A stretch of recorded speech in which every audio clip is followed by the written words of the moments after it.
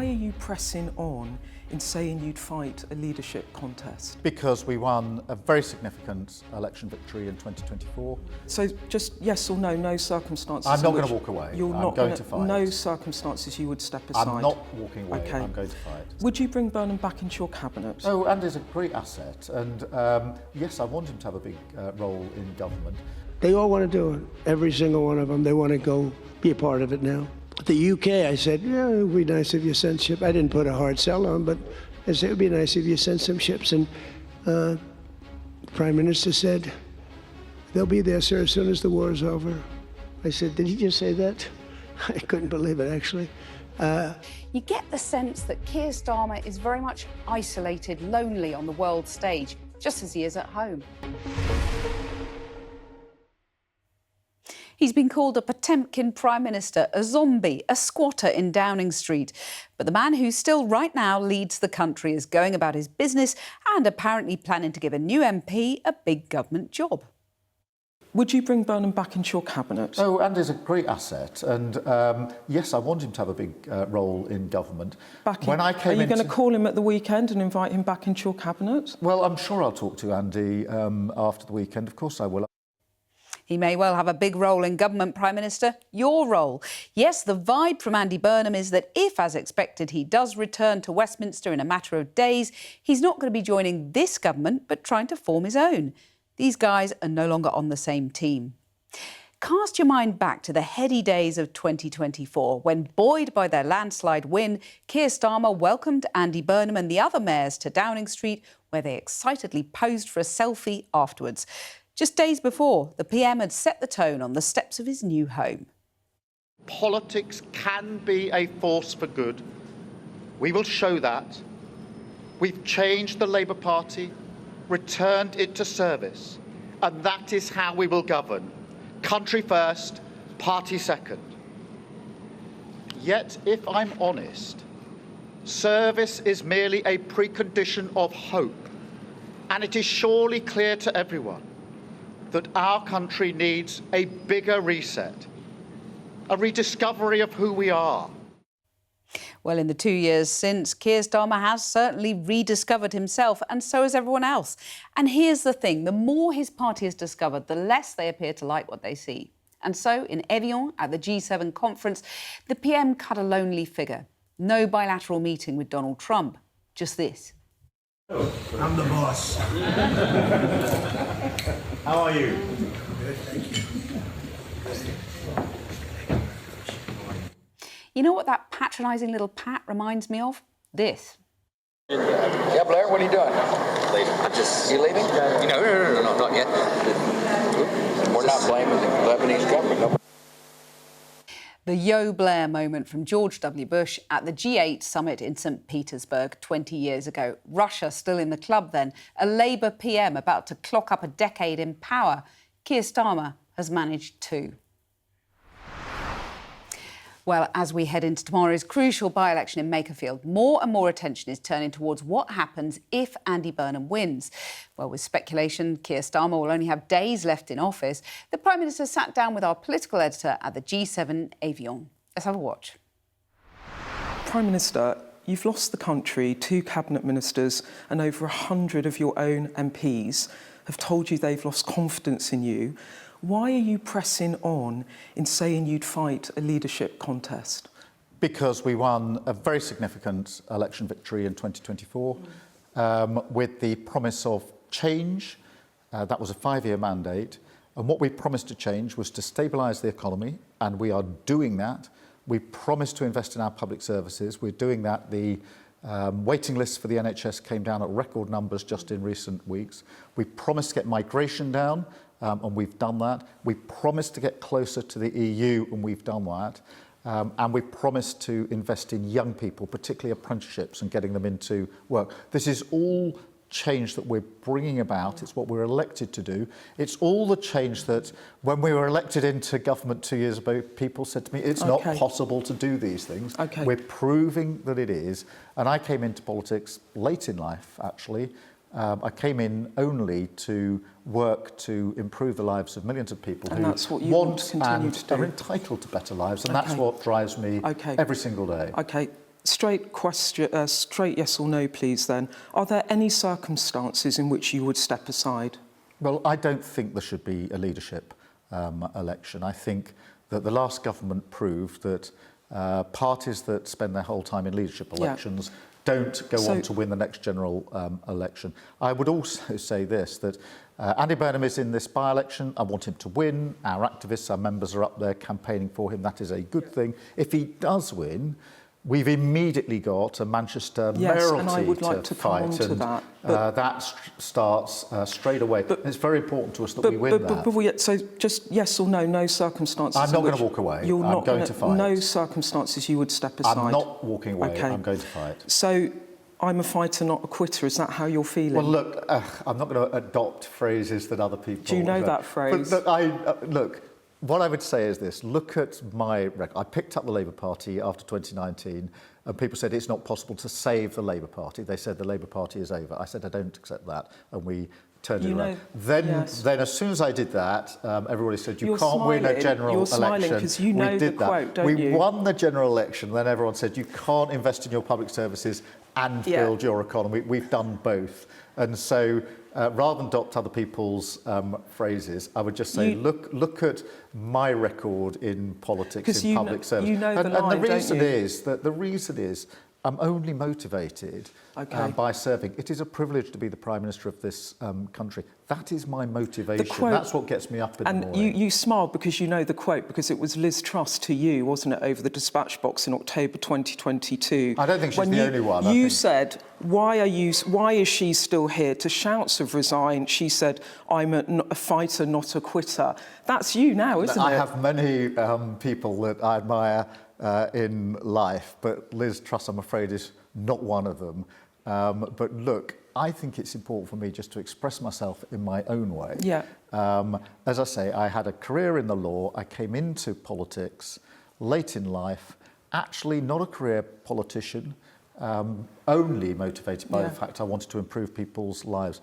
And through that, I fought for the leadership of the Labour Party. I fought a general election, fought to become Prime Minister. And here we are at the G7, tackling some of the biggest and most difficult issues in the world. You know, the Iran conflict, the Ukraine conflict. And the UK is now seen again as a leader in those debates as the result of the work that we're doing. I understand that, but the problem you've got, and you know this, is back home, you've got people manoeuvring. Wes Streeton said yesterday he hoped over the weekend, should Andy Burnham win the by-election, that you would, quote, reflect on your own position and set out a timetable for your departure or face a leadership contest next week. What do you say to him? Bring it on. I'm not going to get involved in this Westminster discussion. It's not a Westminster... You could be facing a leadership challenge in a week. Beth, if I spent my time responding to and just getting dragged into Westminster discussions, I wouldn't be doing my job. My job is to serve the country. My job is to be here having discussions with world leaders about the biggest issues that everybody says we face the most volatile, dangerous world we've faced in our lifetimes.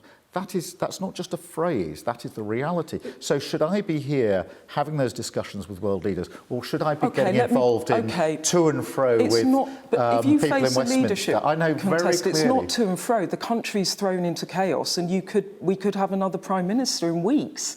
It's not tittle-tattle, this, is it? My job is to concentrate on the job I was elected to do. And forgive me, that is what I'm going to do. Others may say you'd be far better off getting involved in the Westminster discussions. I'm not interested in that. I'm interested in the job. It is a privilege to serve my country, and that's why we won the election, and that's what I intend to do. Would you bring Burnham back into your cabinet? Oh, Andy's a great asset, and yes, I want him to have a big role in government. Are you going to call him at the weekend and invite him back into your cabinet? Well, I'm sure I'll talk to Andy after the weekend. Of course I will. I've spoken to him many times in recent weeks. And when I came into politics in 2015, it was Andy Burnham's team that I joined, and we worked very well together. He's a huge asset. He's been a fantastic mayor in Manchester, and if he comes back into Parliament, and I hope he wins in the by-election, he'll be a fantastic asset for our party and for the country. And just to be clear, because you think that he needs to secure a Labour mayor in Greater Manchester before anything else. You think that that's incumbent on him because he's triggered this by-election? Well, I would say to the whole of the Labour Party and the whole of the Labour movement. We're straight into a Manchester mayoralty. It is really important that we win that because this is one of the huge mayoralties in the Northwest. And really important to us and to devolution more generally. And therefore, it is really important that we all throw ourselves into that, myself included. But we're tipped straight into it. There's no gap here. We'll be straight into that mayoralty. Do you ever reflect on the role you've played in the predicament now you find yourself in now? I reflect on the fact that every day I get up and with one motivation, which is to serve my country. I get up knowing that every day people say it's not possible to stabilise the economy. We're doing it. I get up and people say it's not possible to invest in your public service. They said you can't do both. You'll have to choose between the two. I've always battled against the odds in everything I've done in politics. I will continue to do so. And that is exactly how we won the election in 2024. Do you feel angry at the predicament you're in? No, I don't feel angry. Do you blame yourself? I don't feel bitter, because I remind myself it is an incredible privilege to be the Prime Minister of the United Kingdom, to be here talking to world leaders about some of the biggest issues of the day, to be able to serve your country, to grapple with the difficult issues they are. Waiting lists needed to come down, migration needed to come down, we need a better relationship with the EU. Yes, these are big, difficult issues to be grappled with, but it is important for me to step back from that, and through you to just express my... people will attribute all sorts of motivations to me. I can express it myself. It is a privilege to be the Prime Minister of my country. Your wife Victoria's here with you. She's watching you at this summit.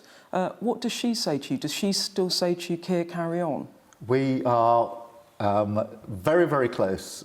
She is my rock, and we discuss everything about politics, about life, about our children, about being here, and I am incredibly lucky to have a wife like Vic. She wants you to continue, because you're a human being.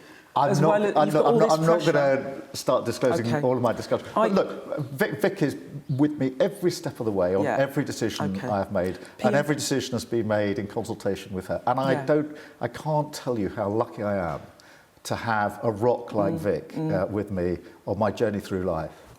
Yeah, you're quite lucky, because not everyone has that in life. We're very lucky. We are lucky because we have that relationship. We're lucky because we have two beautiful children, and we never forget that. Yeah. Prime Minister, you're going to fight on, that's very clear. Do you intend to lead your party into the next general election? That's what I want to do, and I've been very clear about that. Okay. Do I recognise that that means we've got to turn things around? Yes, I do, but that's what I want to do. But yes, I recognise bad set of local election results, so we've got to turn that around. That's a different answer to the one you gave me in September 2025 when I asked you. You said, I will lead Labour into the next election. In November 2025 at the G20, I asked you that question. I had an emphatic yes.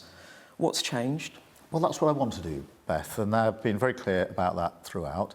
But of course, when you lose elections as badly as we did in May, it hurts, and it should hurt, it matters, and that has got to be turned around. The question is, do we pull together and turn that around as a party and as a government, which is what I think we should do, or do we descend into a leadership race which will bring chaos with it? We know that. The last government did this. They went through leadership elections, and we know very well what then happened as a result. The fact your answer has changed means you do acknowledge that whilst you want to remain Prime Minister now, near a general election, you might not be the guy if it looks like Reform could beat Labour. You recognise that? We need to turn things around. I think that is obvious from the May elections.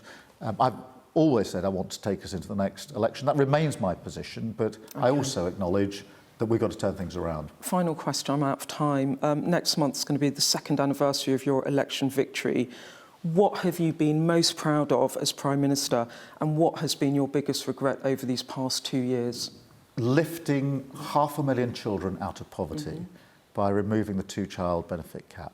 That is something I'm proud of, because that will be felt not just this year, next year, not just during the duration of this government, but for those children, it'll be felt for the rest of their lives. In 5 years, 10 years, 20 years, they will have better, more enriched lives with better opportunity than they would otherwise have because of the decisions of this Labour government. I'm really proud of that, and I'm really proud as a government that that's what we are doing, the hard yards of making sure every child...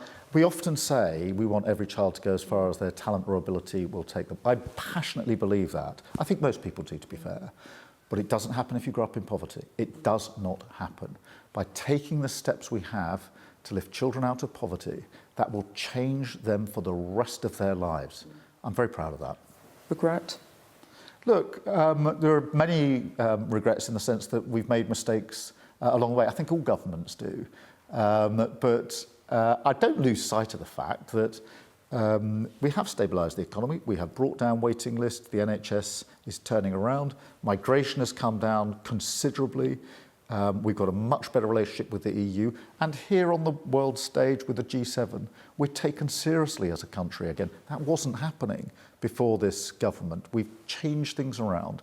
We are seen as a global leader. We're seen as part of the solution, not start of the problem when it comes to global affairs. That is a good thing for this Labour government. It's a good thing for our country. What's your regret, though? Well, look, I mean, there are plenty of things that we didn't get right, and I regret the fact we didn't get them right. But I also would point out, you know, as a Prime Minister, as a government, we take hundreds of decisions every single day, and it is inevitable that you don't get all of them right. But that's the same in any walk of life. Any business leader, anybody running any organisation, anybody running a media outlet would know, you know, when you're making that number of decisions, all of which matter, then some of them will turn out not to be the right decisions. I think it's not sensible to suggest that isn't the case, but it is also human experience. Everybody watching this, whatever they do for a living, whatever they do in their lives, will know that none of us get every decision right. OK, Prime Minister, thank you so much for your time. Thank you. Well, as we mentioned, the Makerfield by-election, here's the list of candidates for it, and here are the rest. Well, Labour peer Baroness Thangam Debbonaire and former Conservative Education Secretary Gillian Keegan are on the sofa tonight. What do you make of that, Thangam, the business of offering a government job to Andy Burnham? Pretty much. I mean, he might not have a government for much longer. It's the right thing to do. Keir is Prime Minister, and Andy, I do hope he's going to be elected tomorrow, and I think the Parliamentary Labour Party are absolutely united in wanting Andy to win that election tomorrow. As He's basically said, stuff your job, by the way. But I mean, his team. His team may have said that, but I think we're getting ahead of ourselves here, and I think Keir was absolutely right to point out we still have an election to win tomorrow, and it would be the right thing to do. I mean, Andy's very experienced, and he's done so many different jobs. He has actually been in government before, in the last Labour government, so I think it's absolutely the right thing to do to offer him a job. But the reality is he's going to be launching a contest probably within days, or hoping the Prime Minister himself, you know, reads the rooms and stands. I mean, really? I think the thing is, at the moment, we don't know anything, really, do we? Let's be honest. I've tried working out if this, then that, if this, then that, so many different ways, and every day it seems to change. OK, what's your top bet at the moment, then? My top bet at the moment is that nothing happens at the weekend. Yeah, exactly. Well, you know, Wes Streeting, the former Health Secretary, sat on that very spot where you are now, saying last night that, yeah, he expects a leadership contest next week.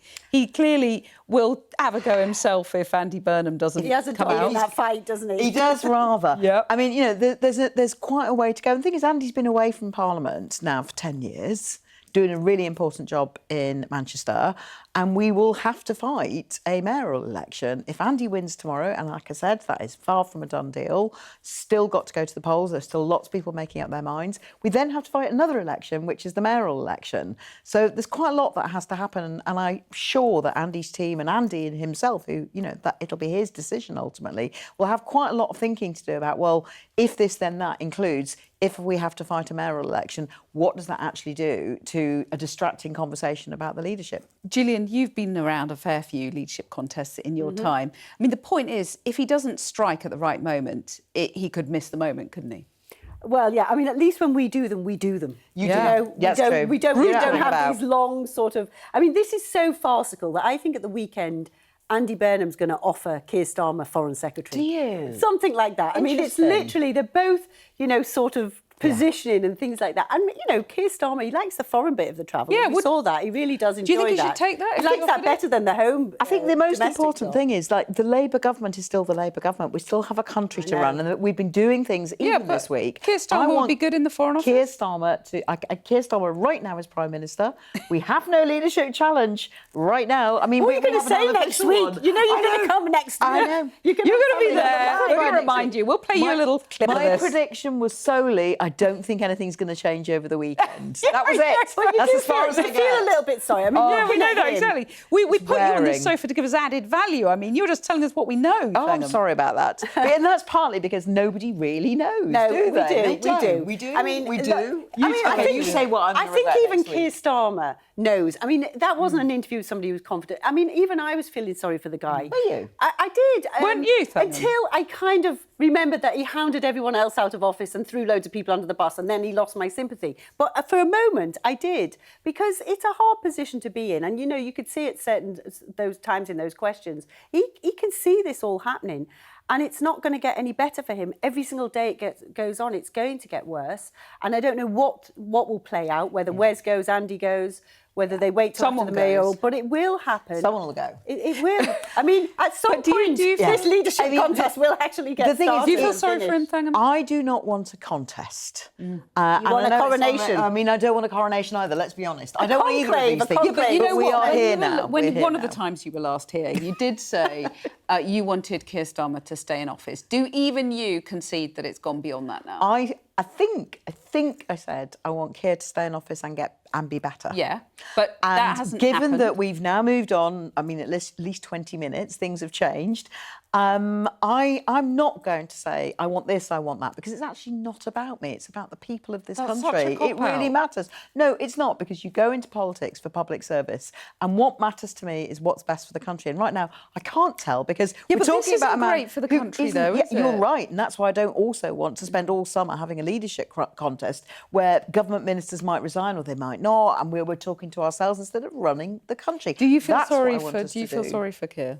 I don't feel sorry for Keir. I think that he worked really hard to turn the Labour Party around, and I'm really grateful to him for that. And that is what, you know, helped us win the last general election. I think right now I'm actually, if I'm really honest, Cathy, I'm quite irked with a lot of them, because, and by the lot of them, I You just haven't mean got a this woman that you can back either, right? exactly. Where's the this woman you can back? all-white dude panel of candidates, none of whom seems to have noticed that they are an all-white dude shortlist.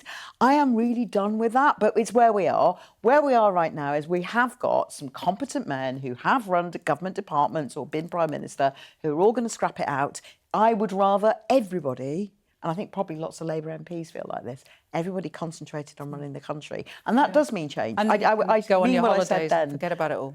I don't want to go on my holidays, forget about it all. I want the government, the Labour government that we all work so hard to get into power, to run the country. I think a lot of my colleagues are trying to do that. I think there have been announcements this week. However, we are in a position now where we're waiting for a leadership contest to stop being a phony leadership contest and start being an actual leadership contest, which is just so Which tedious. results It's in a tedious. leader. It's tedious.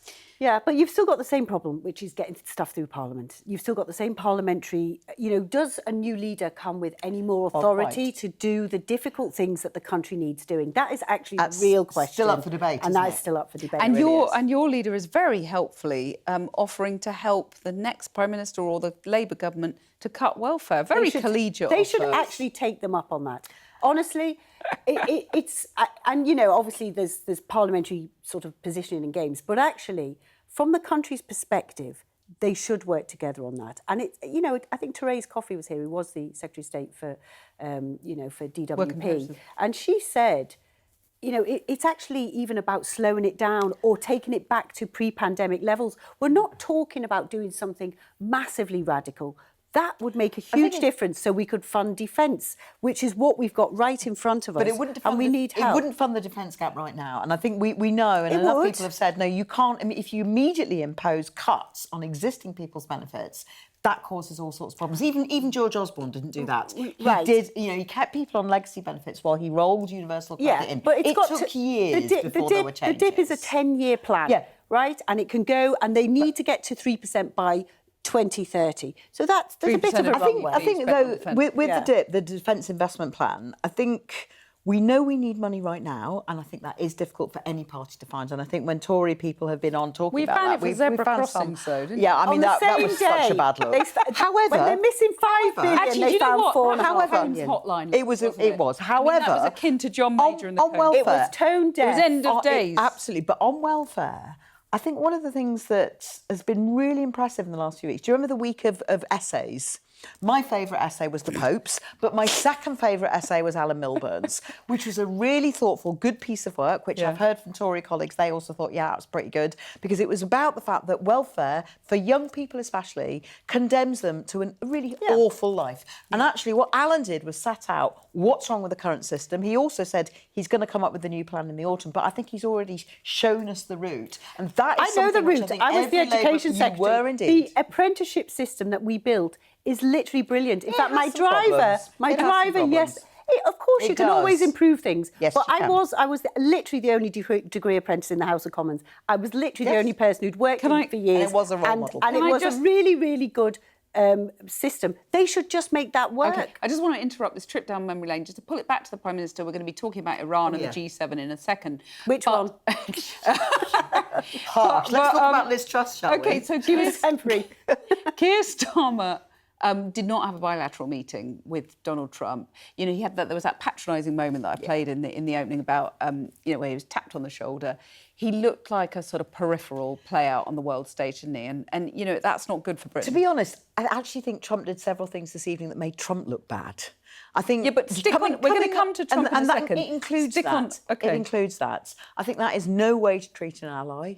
I think but he won't have done it accidentally. Yeah, but my point more is about Keir's... Well, it speaks volumes, doesn't it, about the power play, the sin... You say the sin is on Trump, but actually Keir Starmer's strongest suit was how he interacted with other world leaders on the world stage. And he's doing that very well. I mean, I think that's one of the things he's been doing at the G7. One of the ones who seems to want to behave badly and treat allies really rudely is Donald Trump. I mean, he's he spreads it out. I watched some of that interminable press conference that happened this afternoon, which I think has meant that he isn't going to Versailles Palace for his dinner. But when Donald Trump started talking to a correspondent from Japan, going to Versailles. He's very excited about Versailles. It's going to be very late. Yeah. But, he talked There was more words in his speech than there is in the deal. Exactly. Is that true? It's a memorandum of understanding. Memorandum of understanding, which is not at all binding. And he's finally worked out that there is a difference. But he spoke to correspondents in different countries and started being rude about, journalists from his own country. He's been rude about everyone. Everybody, absolutely everyone. So I think the sin is actually on Trump, and I think it makes. Well, we're going to talk about Trump in just a second. I want to end this bit with a thought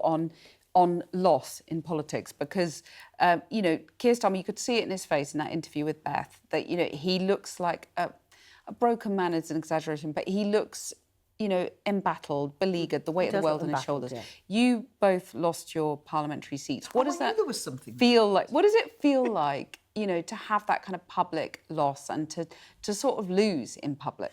I think that Keir is, he knows already that an awful lot of really good Labour councillors lost their seats in May. And I really, really hope that he has reached out to all of them and said thank you for their service. Because he didn't reach out to you, did he? I think it's really important that when you look at your colleagues who have gone and fought in the trenches, on the pavements, and councillors take any amount of difficulty, shall we call it, I've got a different word for it, on behalf of governments, and they take that on the front line in a way which actually... They deserve our thanks and they deserve our gratitude. Because he didn't really get in touch with you, did he? I would really like to think that... I had a call from Rishi and Jeremy Hunt within, I think, half an hour of getting back home. And both really, really upset about it. I myself felt so privileged to have been able to actually, in my time in government, as an MP, to have been in government. And I think it was really unfortunate for Thangam because she was going to be in the cabinet, and then this, you know, it took away that opportunity. Whereas I was lucky, and I felt very privileged to have done that. Yeah. But you know, you have to. All political careers end in failure. Yes, Somebody once said that. So you can't go into it thinking anything but that. Because at some point, you run out of road. OK. Very brief thought on, you know, the fact that you didn't get that call that Gillian had. Keir was running the country. You're very forgiving. More in just a second. And that story is sure to feature heavily on our late-night programme, The Wrap, tonight from 10 p.m. Here to discuss all of today's big stories and the best of tomorrow's papers will be The Guardian's deputy political editor, Jessica Elgott, and the Daily Telegraph's political editor, Tony Diver. Now, Donald Trump is saying a deal with Iran could be signed as soon as tomorrow, telling the G7 summit that the US allies love the deal. The president held a hefty 70-minute press conference as the event came to a close. Don't worry, we're not going to play you the whole thing. Instead, here's a brief extract. On Sunday, we reached an agreement with Iran that achieves everything we set out to accomplish, everything and much more. Ending the current conflict, reopening the Strait of Hormuz, and preventing Iran from ever obtaining a nuclear weapon. That's what it was all about. That was about 99%. Iran cannot have a nuclear weapon. Well, that was absolutely classic Trump, wasn't it? It lasted more than an hour, so it was long, it was rambling. There was this extraordinary digression about the merits of marble versus granite.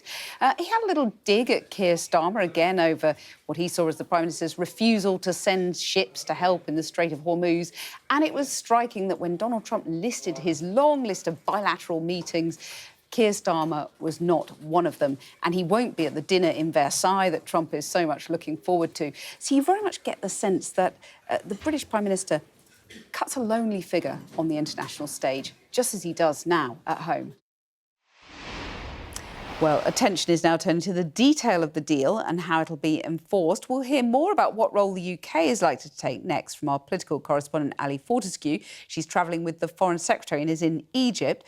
But first, let's go to our US correspondent, David Blevins, because, David, we understand that officials on the US side have been giving some more detail about what is actually in this deal.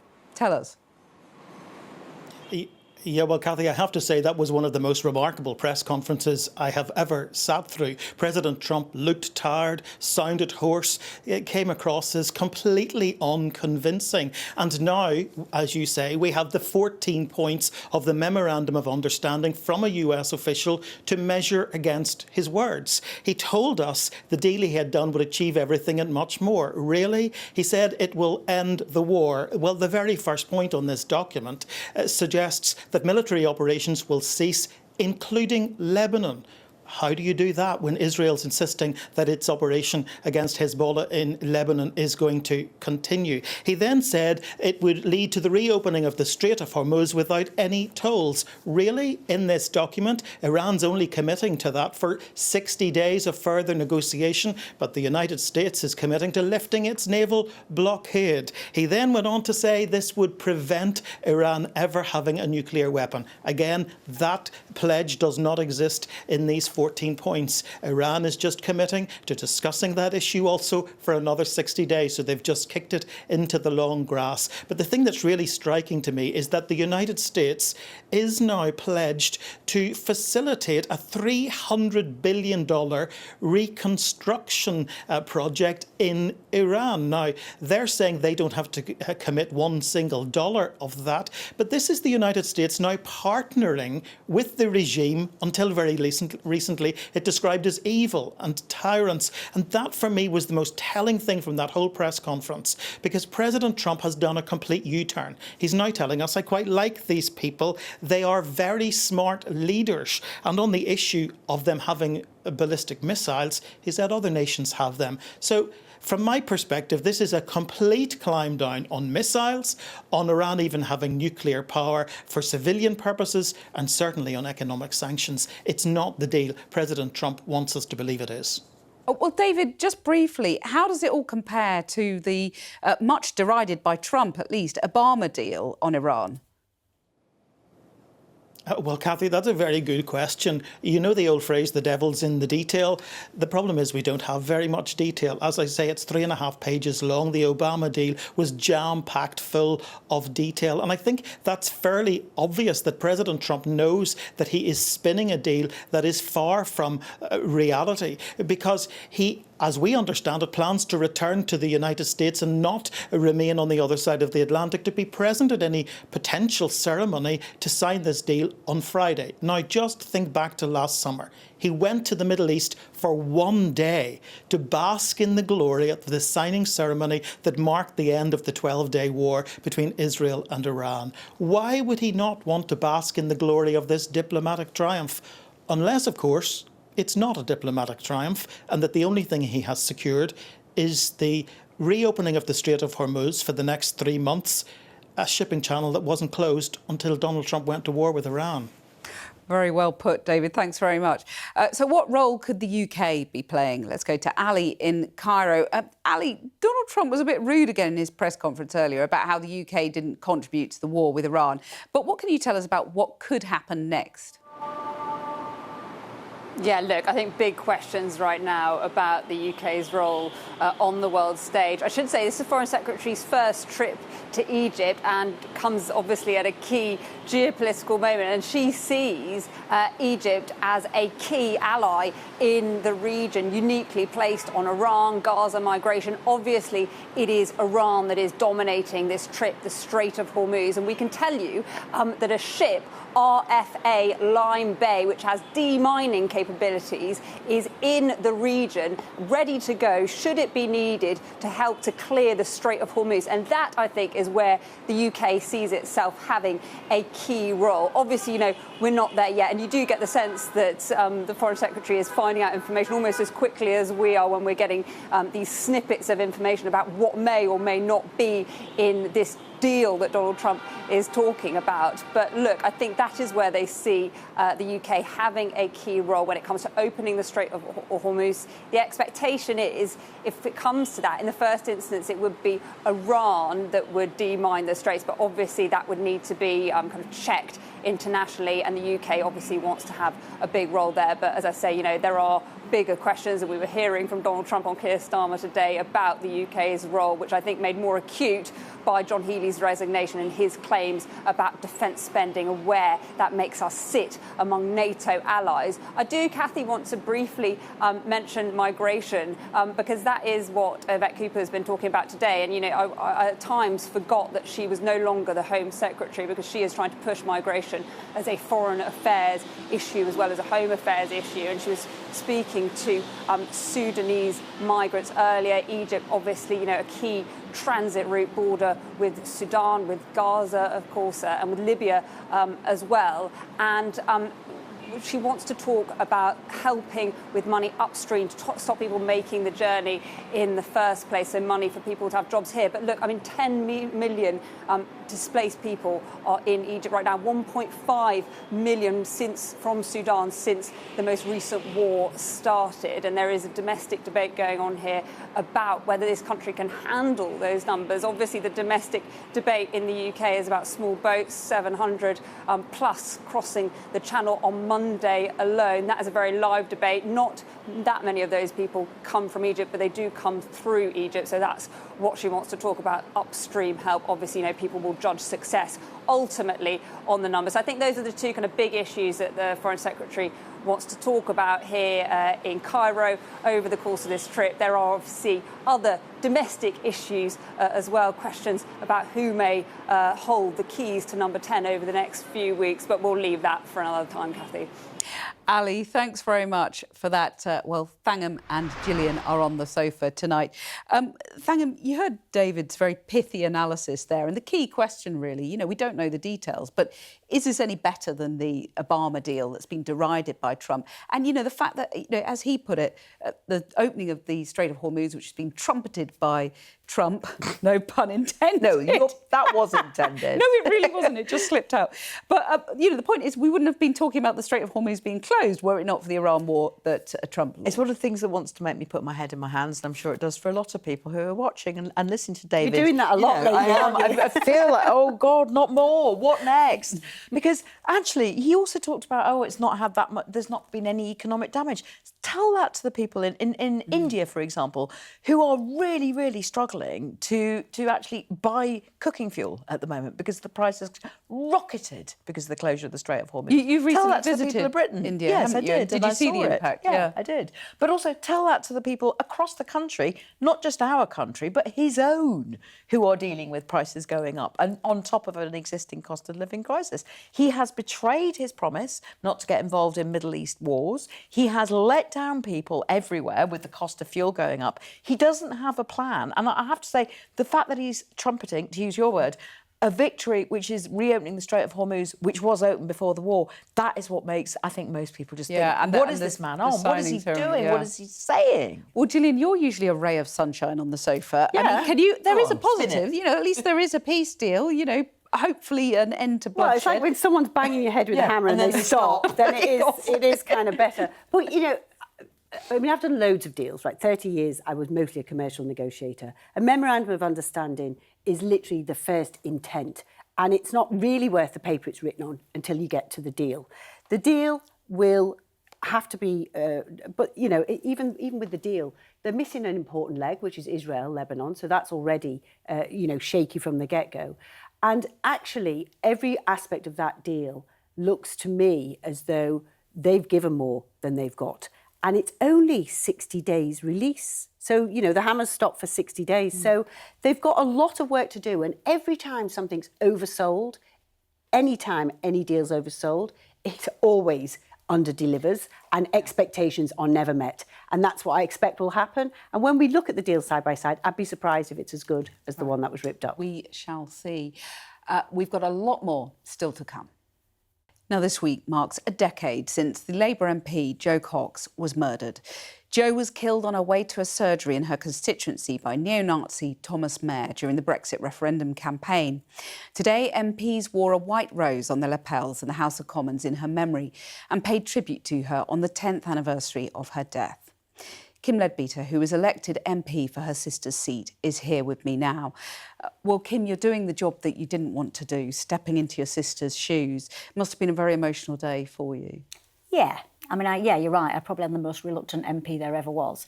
Much as it is a huge honour and privilege to be a Member of Parliament, it isn't something that I sought out or particularly wanted to do. And you're right, the 10th anniversary of Jo's murder has been extremely tough. I'm a little bit emotionally frazzled because I've done lots of interviews. I've talked about Jo a lot, which I'm very, very happy to do, but it does take its toll personally. But we had a wonderful event today in Speaker's House where we had cross-party MPs coming together. We had wonderful stories about Jo, and everybody's got a Jo story, which is wonderful. It's so heartwarming. So it's wonderful to have the opportunity to talk about Jo and to reflect on her life. But most importantly, we need to reflect on her values and the way that she did politics and the way that she lived her life. And that is the message that I am trying to give this year, is we have to look at the state of our political debate. We have to look at the challenges that our country faces and how we can work together to address those challenges. Because the polarisation, the division that we are seeing in our country is deeply worrying. And I do think it's worse than it was 10 years ago. Well, and you messaged me the other day about this and how worried you were about the kind of hateful rhetoric we're seeing online and the way social media is sort of whipping things up. Just reflect on that. Yeah, I mean, and I think this is partly a political problem. And I'm sure Gillian and Thangam would agree, the abuse that you face as a woman in public life particularly is horrific. It's off the scale. And I don't want anyone to feel sorry for me. I want to just do my job, but I want to feel safe doing my job. The abuse you've had, Cathy, the horrific abuse you have had as a woman journalist, a broadcaster, doing a fantastic job, is dreadful. Sportswomen, the England female football team, So there's a societal problem for women who put their head above the parapet to represent in their careers, but there is a broader issue with society, and I've said this a couple of times recently. The fact that you go to the doctors and the hospital and there are signs up saying, please be respectful to the staff. You didn't have that when I was growing up. You didn't have to tell people to be nice to each other. You didn't have staff in supermarkets wearing body cameras because of the abuse that they face and the physical assaults that they've been subjected to.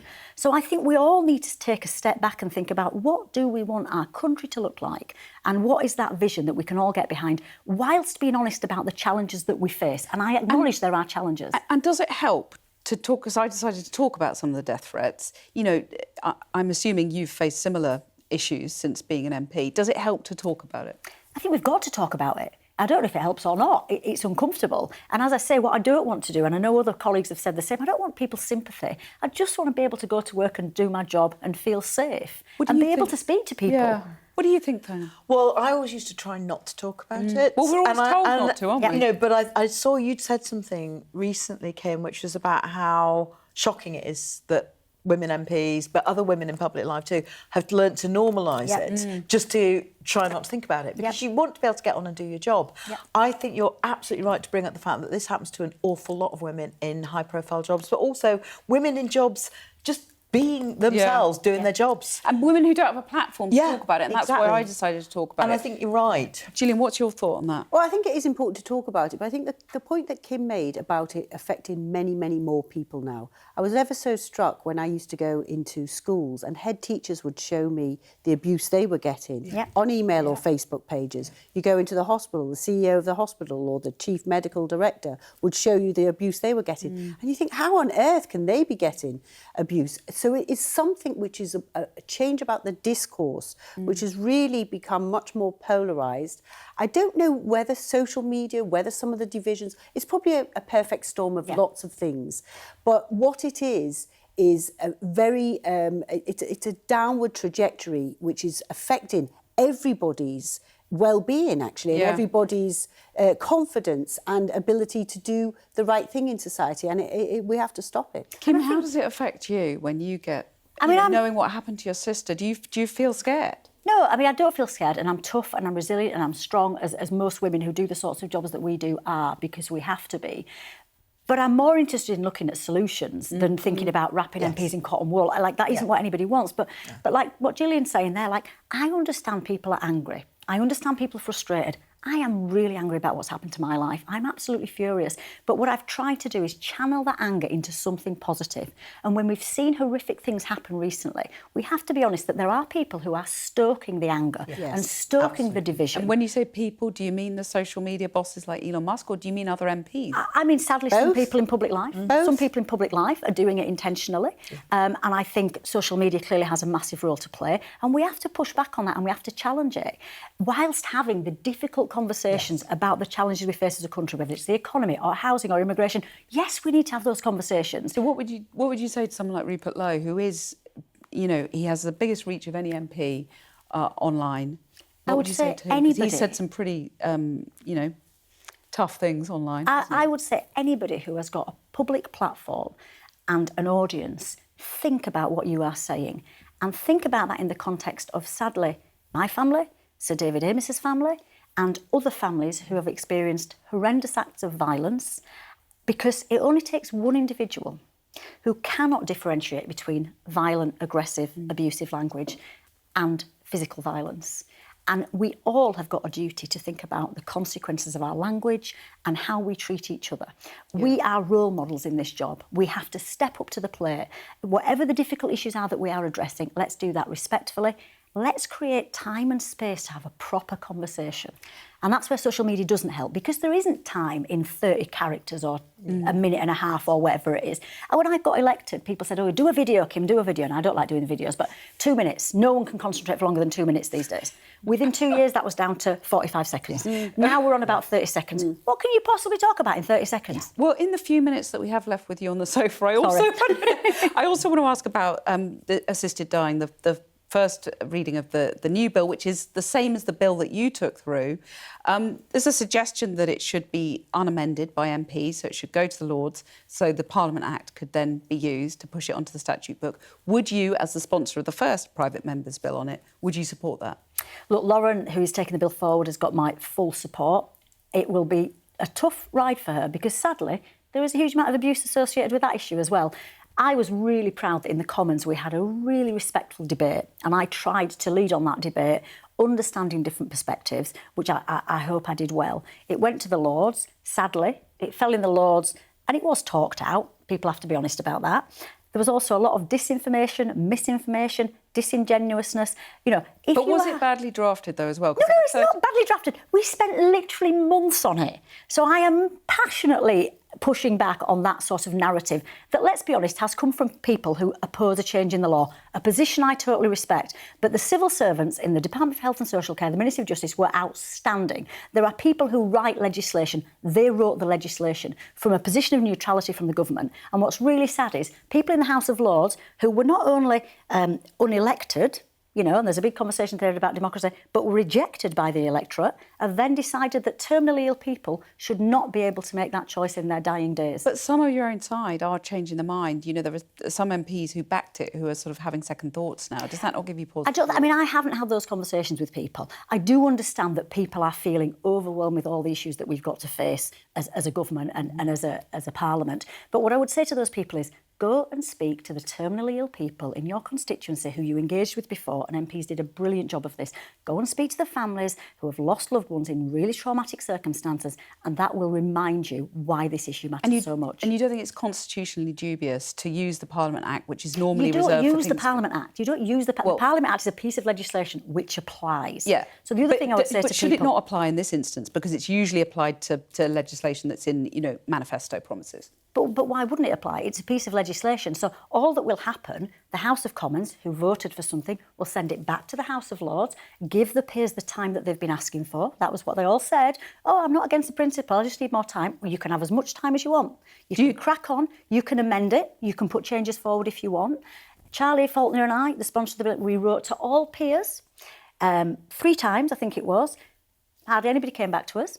We had meetings with some colleagues, and then I saw people saying things in the news, on social media. Oh, we've been stonewalled. No one's listening to us. Utter nonsense. So I would say to all peers, engage with us as the sponsors of the bill, and let's have that conversation. Do you have a problem with the Parliament Act being applied in this case, Thangam?